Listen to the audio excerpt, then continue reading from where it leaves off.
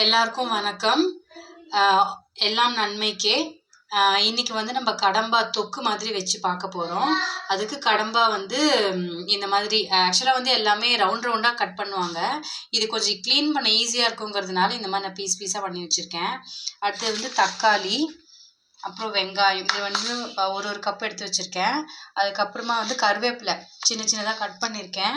ஏன் கட் பண்ணியிருக்கேன்னா சின்ன குழந்தைங்கள்லாம் எடுத்து வச்சுருவாங்க இல்லைங்களா, அதனால வந்து சின்ன சின்னதாக கட் பண்ணி வச்சுருக்கேன். அப்புறமா இஞ்சி பூண்டு பேஸ்ட், தொக்கு மாதிரி வைக்கும்போது இஞ்சி பூண்டு பேஸ்ட் போட்டால் நல்லாயிருக்கும். அதனால நான் இஞ்சி பூண்டு பேஸ்ட்டு இந்த மாதிரி அரைச்சி வச்சுருக்கேன். அப்புறம் கடைசியாக வந்து வாசனைக்காகவும் டேஸ்ட்டுக்காகவும் நம்ம இந்த கொத்தமல்லியை சின்ன சின்னதாக கட் பண்ணி வச்சுருக்கேன். இப்போ வந்து நம்ம செய்ய ஆரம்பிச்சிடலாம்.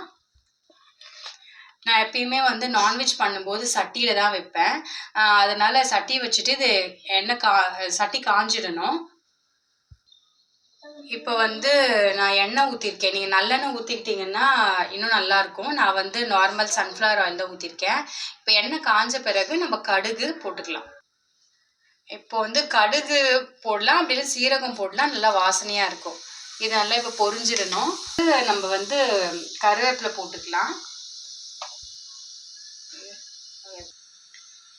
ஜீரகம் வந்து இப்போ பொரிஞ்சிருச்சு. இதுக்கப்புறம் வந்து நான் கருவேப்பிலை போட்டுக்கிறேன். வெங்காயம் வந்து கொஞ்சம் பெருசு பெருசாக கட் பண்ணியிருந்தாலும் பரவாயில்ல, வதங்கும் போது சுருங்கிடும். இப்போ நல்லா ஆனியன் வதங்கிருச்சு. இதுக்கப்புறமா நம்ம தக்காளி போட்டுக்கலாம். சின்ன சின்னதாக கட் பண்ணி வச்சிருந்த தக்காளி. இப்போ தக்காளி நல்லா வதங்கிருச்சு. இதில் வந்து கொஞ்சம் இஞ்சி பூண்டு பேஸ்ட் கட் பண்ணி அரைச்சி வச்சுருந்தோம் இல்லைங்களா, அதை வந்து போட்டுக்கலாம். நீங்கள் வந்து பூண்டு அதிகமாக போட்டுட்டு இஞ்சி கம்மியாக போடணும். அப்போ தான் வந்து நமக்கு நல்லாயிருக்கும் டேஸ்ட்டு. இதுக்கப்புறம் கொஞ்சம் உப்பு போட்டுக்கோங்க. கொஞ்சம் அடி பிடிக்கிற மாதிரி இருக்கும் இப்போ இஞ்சி பூண்டு போட்டதுனால, அதனால் கொஞ்சம் பார்த்து மிக்ஸ் பண்ணி வச்சுக்கோங்க. இப்போ இதில் மசாலாஸ்லாம் போட போகிறோம். இது வந்து 2 ஸ்பூன் வெறும் மிளகாத்தூள், இது 3 ஸ்பூன் தனியாத்தூள், ஜீரகத்தூள், சோம்புத்தூள், இது ரெண்டும் வந்து 3/4 ஸ்பூன் எடுத்துக்கலாம். இது மஞ்சத்தூள் 1/2 ஸ்பூன். இப்போ இதெல்லாமே இதில் போட்டு சேர்த்துடலாம். சேர்த்துட்டு நல்லா மிக்ஸ் பண்ணிவிட்டு இந்த மசாலா ஸ்மெல் போகிற வரைக்கும் வெயிட் பண்ணலாம். அதுக்கப்புறமா நம்ம ஃபிஷ் போட்டுக்கலாம், கடம்பா. இப்போ நல்லா வதங்கிருச்சு. இப்போ வந்து நம்ம கடம்பா கட் பண்ணி வச்சுருந்தோம் இல்லையா, அது போட்டுக்கலாம். இப்போ வந்து உங்களுக்கு தொக்கு நிறைய வேணும்னா இப்போ 1 கப் கடம்பா எடுத்திருக்கேன்.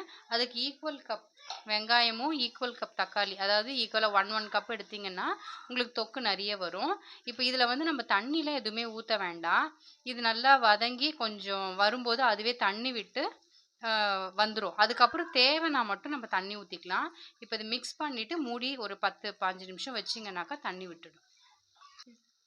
மக்களே இங்கே பாருங்கள், இப்போது நான் வந்து இதில் தண்ணி ஊற்றவே இல்லை. இப்போ பாருங்கள், இதில் தண்ணி எவ்வளோ விட்டுருக்கு பாருங்கள்.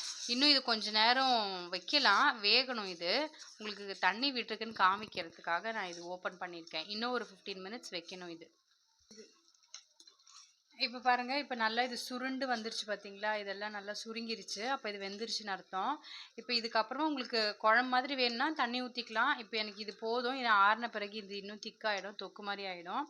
இப்போ வந்து நம்ம இதை வந்து கொஞ்சம் நிறையவே வந்து கொத்தமல்லி போட்டு மிக்ஸ் பண்ணிட்டா கடம்பா தொக்கு ரெடி. டேஸ்ட் பண்ணி பார்த்துட்டு எனக்கு கமெண்ட் பண்ணுங்கள், லைக் பண்ணுங்கள், சப்ஸ்கிரைப் பண்ணுங்கள், ஷேர் பண்ணுங்கள். தேங்க்யூ.